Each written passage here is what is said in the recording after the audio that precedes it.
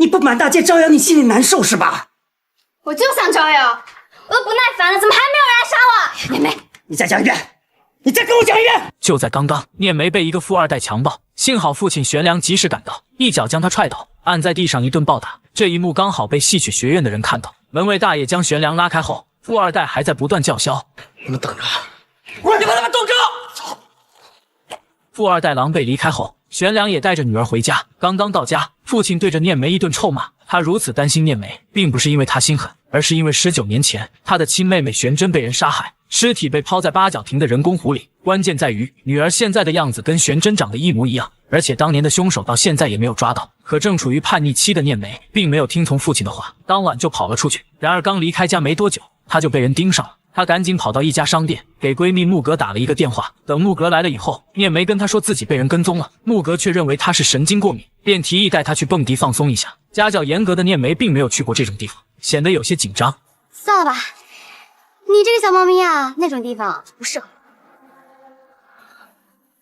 走，去蹦迪。随后二人便来到酒吧，但他们不知道，富二代的朋友看到了他们，他将消息告诉了富二代朱胜辉。没过多久，朱胜辉就来到这里，他在舞池里找到念梅，刚准备对念梅动手，就被他反手一巴掌打在自己脸上。朱胜辉抓住念梅的头发，却被念梅在他胳膊上咬了一口。朱胜辉还想去追他，却不知道被谁绊倒。从酒吧逃出来以后，木格总是感觉念梅今天跟平时不太一样，念梅却突然对他说：“跟人睡吧。”你什么意思啊？我怎么没太听明白呢？假的，我就是怕我像小姑一样，18岁就被人杀死了，什么都没有经历过，就跟没活过一样。原来只是念梅跟他开了一个玩笑，两人聊了几句后便准备回家。可是念梅刚走到八角亭，就发现又有人跟踪他，他还以为是自己的父亲。我受够你了，能不能别再跟着我了？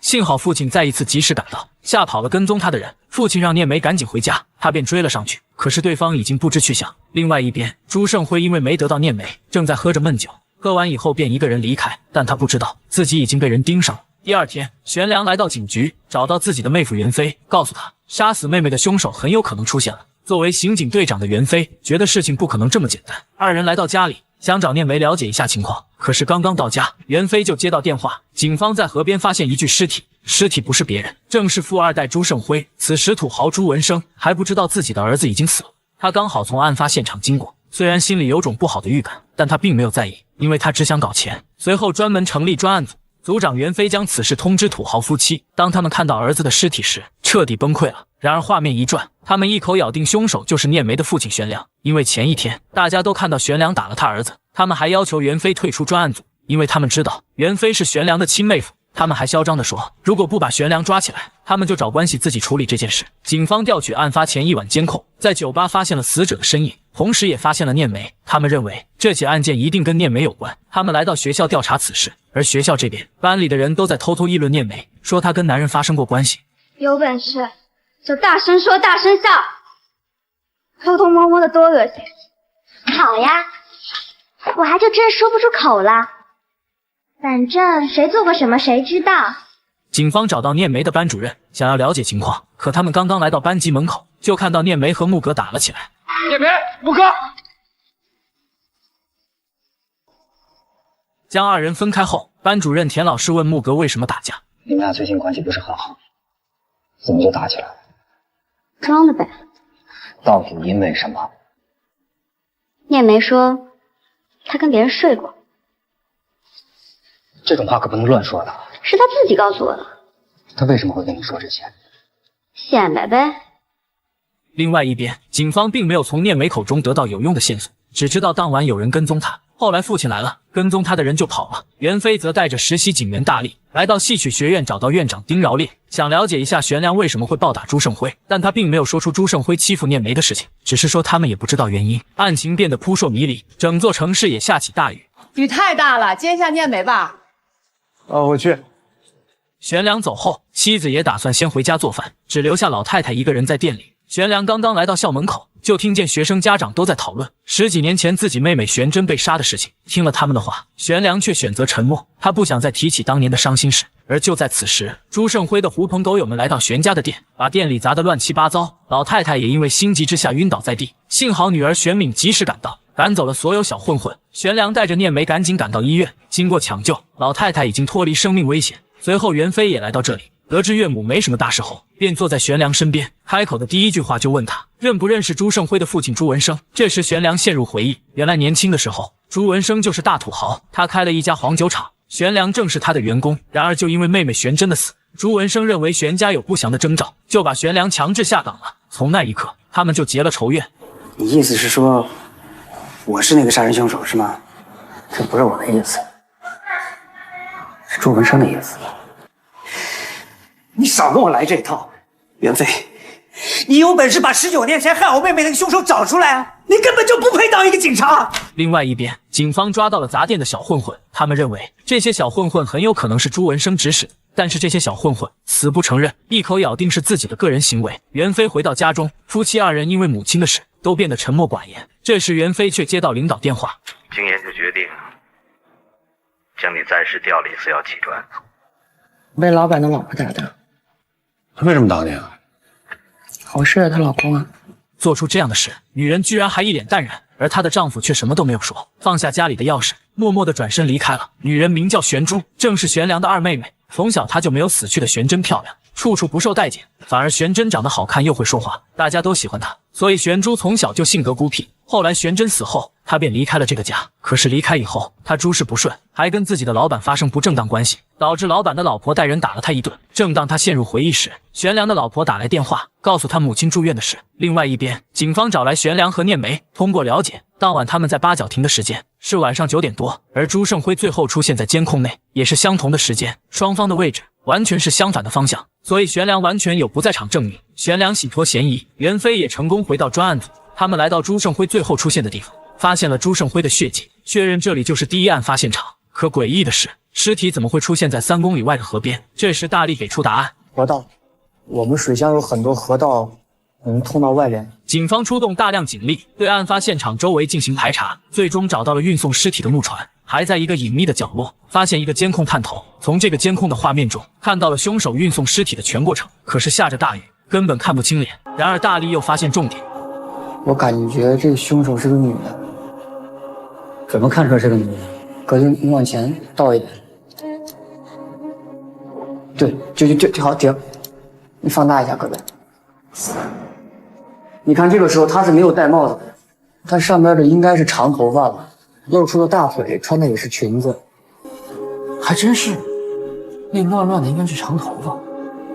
虽然得知凶手很有可能是女性，但是线索又一次中断。警方又调取当晚八角亭的监控，找到了跟踪念梅的人。他们找来念梅，让他进行指认。可是这个人戴着棒球帽，根本看不到脸。袁飞让他看这个人的走路姿态，像不像身边的人？念梅仔细回想当晚的情况，突然感觉这个人有点像班主任田老师。另外一边，昆剧团丁饶烈找到朱文生，想让他出点赞助费，维持剧团运营。可是朱文生刚死了儿子，怎么会在这个时候给他钱？劈头盖脸的将他赶走了。眼看朱文生不出钱，丁饶烈夫妻2人准备去找他的老婆。来到朱文生的别墅后，原本以为也会很艰难，可没想到对方直接答应了。但是他有一个要求，你们要到公安局去替我做个证，就说玄良威胁过我儿子，说要杀了他。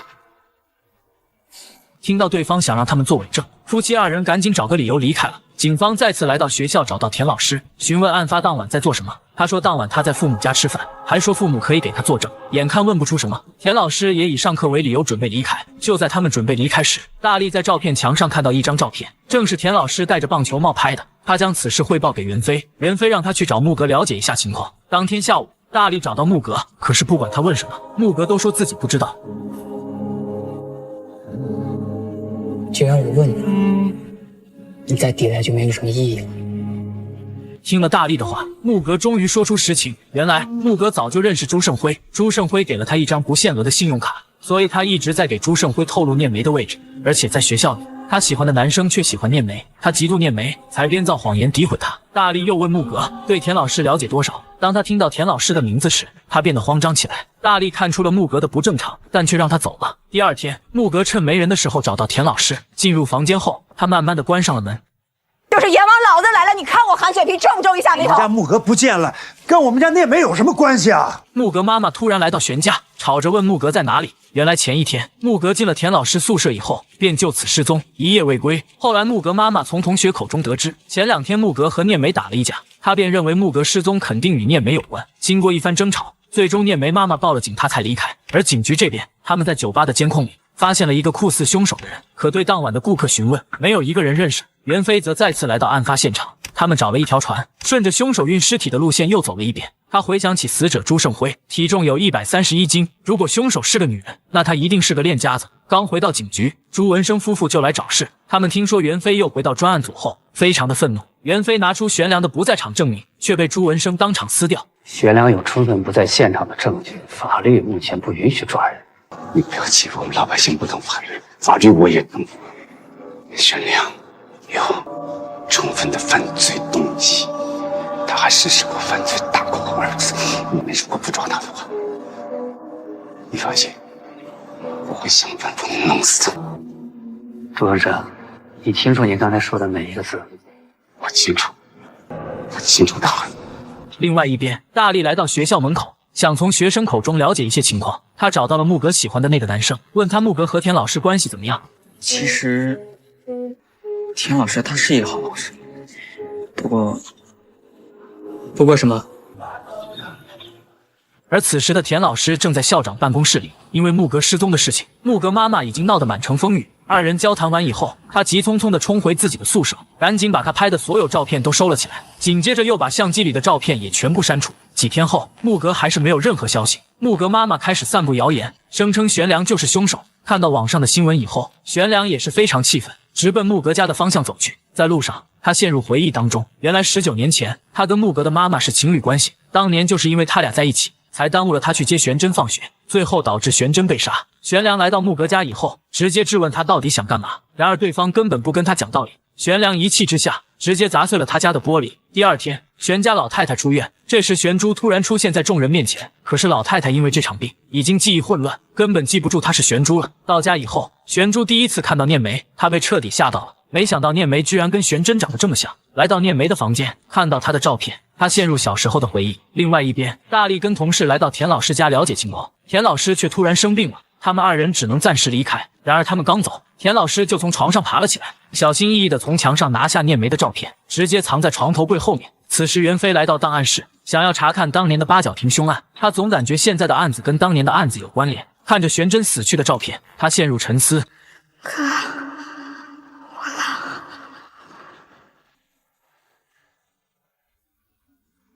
玄良突然从梦中惊醒，内心有种隐隐不安的感觉。他带上一些贡品，想要去墓地看看玄真，可是刚到这里，他就看见一个身穿雨衣的人站在那里。当他往墓地内部走时，那个人也转身离开。玄良刚走到玄真的墓碑前，就看见地上放着一朵花。他忽然意识到，刚才那个人会不会就是杀人凶手？他赶紧追了上去，可是那个人跟他已经有段距离。此时导演安排玄良摔倒，让他看着那个人慢慢的跑远。贱人啊！你干嘛呢？哎，住手！哎，你也认识这个？都放手！你也赶紧回来！念梅又一次被人侮辱。幸好二姑玄珠在身边，赶走了2个小混混。警方赶到后，调取了监控，确认2个人的长相，很快就将2人抓获。这时玄良赶来，看到女儿没事，对着小混混就是一顿暴揍。袁飞赶紧将他拉开。当晚玄良就来到朱文生的别墅，说什么也要跟他拼命。我就豁出我这条命，我也饶不过你们全家！你还敢来威胁我们？应该是我们去找你偿命才对。好，找上门来是吧？行啊，你有本事你过来呀！先生，我告诉你，你要敢进来，我他妈拍死你，信不信？给我抓！你给我抓！进来！不要吵了！什么情况？就他是吧？对，带走。第二天，袁飞来到派出所，把玄良带了出来。在回去的路上，玄良突然想起昨天在墓地发生的事，他将此事跟袁飞讲了一遍。从玄良口中得知，那个人很可能是个女性。这时大力有了想法，也就是说，很有可能是玄师傅见到的那个人的，很有可能是个女的。朱胜辉视频里边也出现了一个女人，八角亭卷宗里那个证人也说，他当时看到的那个人是个女的。随后，袁飞来到墓地，在地上发现了一个玉石胸针。回到警局，袁飞看着被害者的照片陷入沉思，所有线索都指向凶手是一个女性。可田老师又在隐藏什么呢？警方来到田老师宿舍调查，发现大量念梅的照片，还有很多底片。袁飞来医院找到田老师，质问他宿舍的照片是怎么回事。眼看警方找到了证据，他只好说出实情。原来案发当晚，跟踪念梅的就是田老师。当晚他在父母家吃饭，接到玄良打来的电话，说念梅找不到了。田老师知道最近念梅和木格走得比较近，他也知道木格社会习气太重，反而念梅家教严格，他担心念梅被木格带坏，便来到木格常去的酒吧，果然在里面看到了二人。随后又看到他们跟朱胜辉发生冲突，念梅逃出酒吧后，他也跟了上去。在八角亭的时候，他本想上去表明身份，这时玄良却突然赶到，他便转身跑了。袁飞问他为什么要跑，他却说担心别人误会，解释不清楚，本能的就跑了。袁飞又问他宿舍内为什么会有念梅的照片，你们别误会我真的没有对念梅做任何事情。照片是在你宿舍里拍的吧？那些照片，可以说是我对念梅的欣赏，或者说是我对美好事物的倾慕之情。袁飞继续问他怎么会病得这么严重，田老师却说有人要杀他，他每天晚上都会做梦，梦见一个女人要杀他。原来田老师一直很关心念梅，朱胜辉被杀以后，他就担心念梅会出事，所以从那天开始，每天晚自习结束，他都会跟在念梅身后。可就是从那开始，好像有个女人在一直跟踪自己。老李，这个小姑娘的名字叫念梅，你要记住。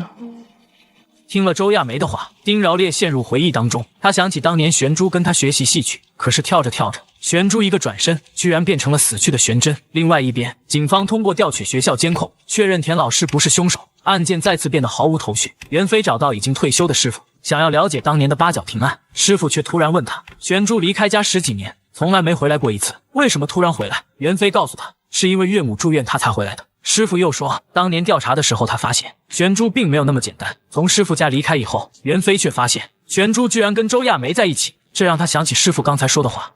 是玄珠先来的，然后过段时间玄真也来了，但是他们过了2个月之后又走了。我后来也问了玄珠，他说家长不希望他们过早的离开学校。回到警局后，袁飞反复看着案发当晚的监控，他却没有任何头绪。看着白板上的人物关系，他准备找玄珠了解一下情况。第二天，他来到玄家，跟玄珠来到江边，第一句话他就问玄珠，当年有没有恨过玄真？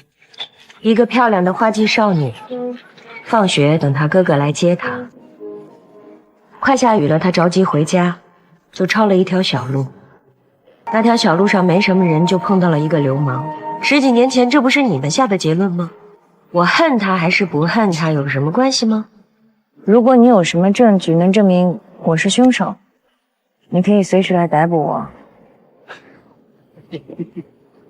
回到警局后，大力问袁飞，都说玄真跟念梅很像，究竟像到什么地步？当年凶手杀害了玄真，现在再次出现，是不是就是因为凶手把念梅当成玄真了？袁飞也意识到了这个问题，于是他来到玄家的包子店，问玄良还有没有玄真的照片。玄良说有，便回家拿照片，而大力这边却开始跟踪玄珠。等照片拿回警局后，所有人都惊呆了，这何止是像，简直就如同一个人一样。这时大力提出一个质疑，朱胜辉欺负念梅，结果被一个穿着雨衣的人杀害。田老师跟踪念梅，也受到了那个人威胁，甚至玄良还看到这个人在墓地祭拜玄真。那这个人究竟是凶手，还是想要保护念梅？正当大家讨论时，袁飞的老婆玄敏来到这里，他看袁飞加班几天没回家，所以就来送一些饭。当玄敏看到照片时，他一眼就认出这是玄真，不知不觉间他便哭了起来。袁飞问他怎么了，这时玄敏告诉他，自己心里一直有一件事没有说。玄真死后的一天晚上，他突然从睡梦中惊醒，看见玄珠不知去向，便下楼寻找。他拉开卫生间门的瞬间，就看见玄珠手里拿着一把刀，胳膊上还有2道伤痕，地上都是血。他被吓坏了，玄珠还用凶狠的眼神盯着他。此时袁飞意识到，当年的八角亭案有太多细节没有被发现。他问玄敏还有没有其他的事情没有说。玄敏回忆，你也不照照镜子，他怎么会看得上你？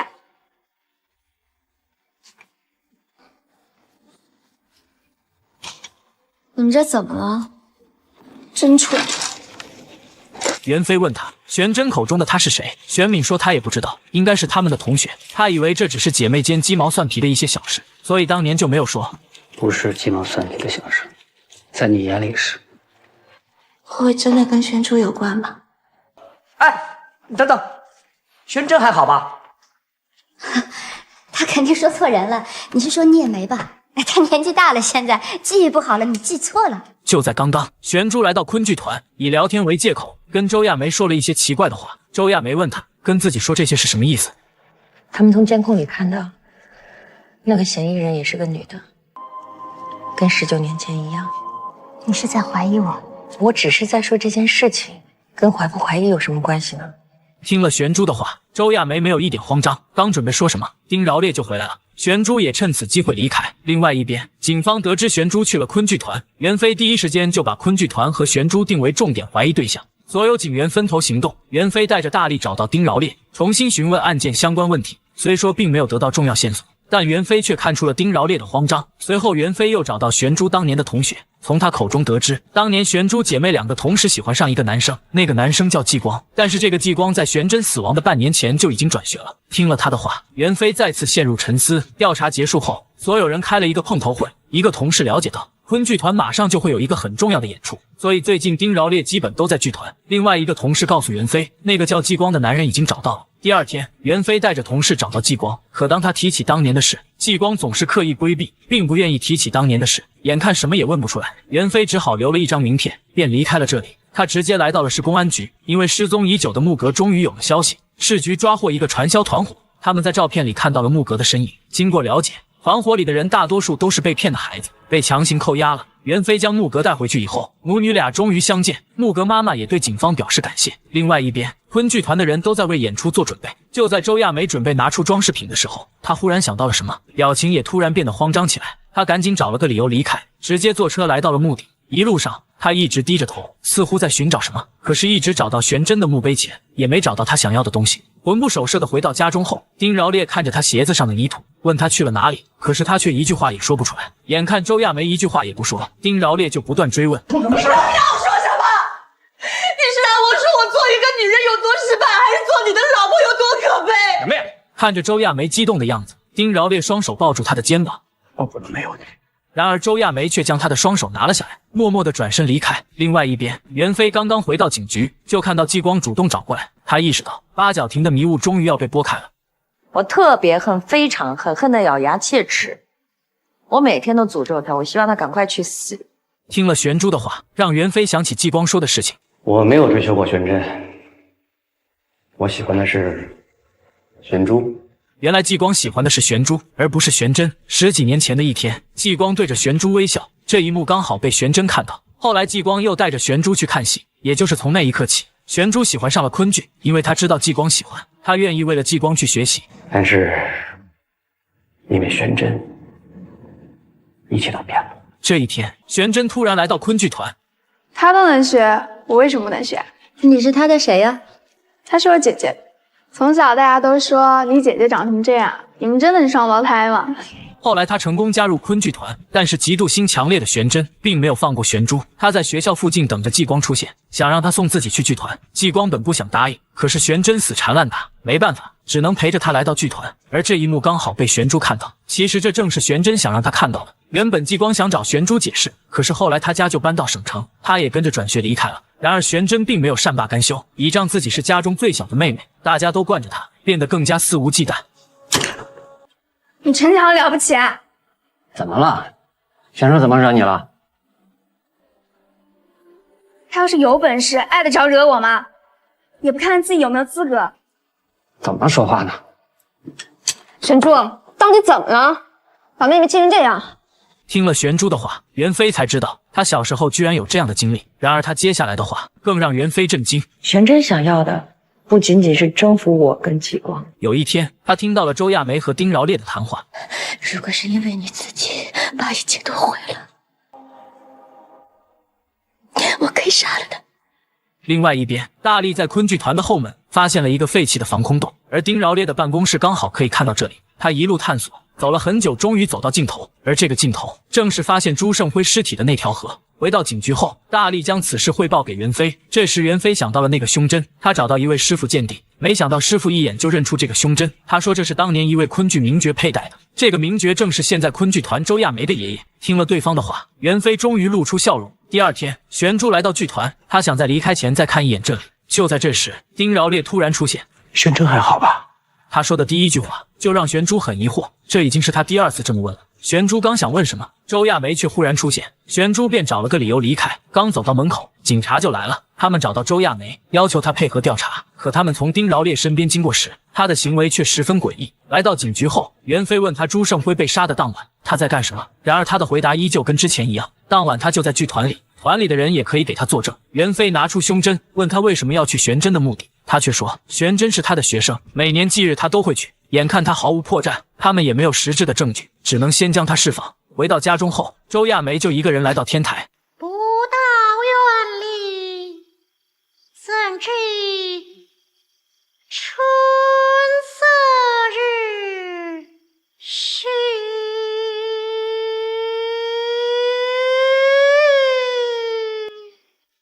三姐，我漂亮吗？大力来到了丁饶烈的老家调查，得知丁饶烈是丁家唯一的男孩，原本家里都特别开心。可是他到了8岁的时候，突然变得像个女孩一样。回到警局后，他们认定丁饶烈有严重的异装癖。这个发现让所有人明白，为什么所有证据都指向凶手是个女的。虽然得知丁饶烈有严重的异装癖，但并不能证明他就是凶手。这时大力提出，解铃还须系铃人。什么意思啊？从犯罪心理学的角度上来讲，解决问题的关键就是刨开问题的根源。丁饶烈的根源在哪？念梅。袁飞来到玄家，提出想让念梅假扮死去的玄真，从而刺激丁饶烈认罪。但是这一提议引起了玄良的强烈反对，然而念梅却站了出来，表示自己愿意帮忙。第2天，玄珠找来周亚梅，以自己要离开了为借口，想要跟他聊聊天，实际他就是故意引开周亚梅。而另外一边，丁饶烈在剧团里突然听到外面传来唱戏的声音，他顺着声音一路寻找到练功房，刚走进房间，就看见一个女孩坐在那里。丁团长，我怕迟到，一路小跑过来的，你看我是不是好学生？丁饶烈真的直接把他当成玄真，但他不知道警方正在另外一个房间监视他。这时念梅问他为什么要伤害我，我真的没有，是他们想伤害你。朱胜辉是你杀的？是，朱胜辉就是我杀的，他该死，我那是为了保护你。眼看着丁饶烈的情绪越来越激动，他一步步的靠近念梅，眼看着就要对念梅动手。玄良实在忍不住了，便冲了出去，直接把丁饶烈扑倒在地。警方也顺势将他抓捕。回到警局后，丁饶烈还在认为玄真还活着，他觉得只是自己做了一个梦，一个很长很长的梦。袁飞让他先说朱胜辉的事，他却认为朱胜辉就是个无赖，他对念梅所做的一切就像扎进自己心脏的刀子。他一直把念梅当成玄真，所以就一直跟着念梅。案发当天，他一直跟踪念梅到酒吧，刚好看到朱胜辉欺负念梅，而且就是他在酒吧里把朱胜辉绊倒的。后来他就跟踪朱胜辉。我警告你，以后不许你再骚扰学真。妈什么真？你他妈有病吧？我爱骚扰谁骚扰谁，跟他妈你有关系吗？我跟你说话，你听见没有？变态二椅子！就是这句话，直接引起了丁饶烈的怒火，因为他最讨厌别人管他叫二椅子。两人经过一番打斗，朱胜辉也因为喝了酒，被丁饶烈打晕。随后，丁饶烈拿起旁边的砖头，直接将他打死了。袁飞又问他是怎么杀死的玄真，然而丁饶烈却一口咬定玄真还活着，他并没有杀死玄真。当年继光转学后，玄真也就在无心学习昆剧。丁饶烈本想跟他谈谈心的，可没想到玄真却说了一番话：每次你靠近我的时候，你的味道，还有你的呼吸，都让我恶心死了。我一直都在忍耐你，你真以为我不知道你是变态吗？从此以后，玄真再也没有去过昆剧团，丁饶烈也开始跟踪他。可是玄良每天都去接玄真，他根本没有机会接触。一直到这一天，玄良却突然没有去接他。玄珠本想跟他一起走的，但是他根本没有理会玄珠。后来大姐玄明也从这里路过，但是玄真执意要等哥哥来。天空突然下起大雨，他只能一个人离开。丁饶烈也借此机会说送玄真回家。路上他打晕了玄真，将他带到防空洞内。等玄真醒来，就看到丁饶烈穿着女装。从此以后，丁饶烈每天都带着吃的来看玄真。奴家来了。玄真看他并没有恶意，便央求丁饶烈给自己松开绳子。玄真借机拿了一件衣服，说她穿上一定好看。听到玄真这么说，他特别兴奋，说什么也要换上给玄真看。玄真却趁机跑了出去，可是没跑多远就被抓了回来。等到丁饶烈再次来看玄真时，却发现他突然消失了，所以他认为玄真一直还活着，只是逃走了而已。另外一边，玄珠跟周亚梅说了实话，他告诉周亚梅，丁饶烈已经被警察带走了。眼看事情已经暴露，周亚梅终于说出实情。原来当年他发现丁饶烈每天早出晚归，于是他就开始跟踪丁饶烈，然后就找到了防空洞。可是他却在里面看到了惊人的一幕，他也发现了玄真被丁饶烈绑架。后来又有一天晚上，丁饶烈回来的很晚，他就用安眠药冲了一杯水。等深夜丁饶烈睡熟后，他又来到防空洞，原本是想趁机放走玄真的，可是他却发现玄真已经死了。他痛苦地看着这一切，有些不敢面对。原来丁饶烈把玄真抓回来后，玄真拼命反抗，还不断骂他是二椅子，结果丁饶烈就失手杀了他。但他当时精神失常的状态，还以为玄真只是睡着了。后来周亚梅还是为了丁饶烈，直接处理掉了玄真的尸体。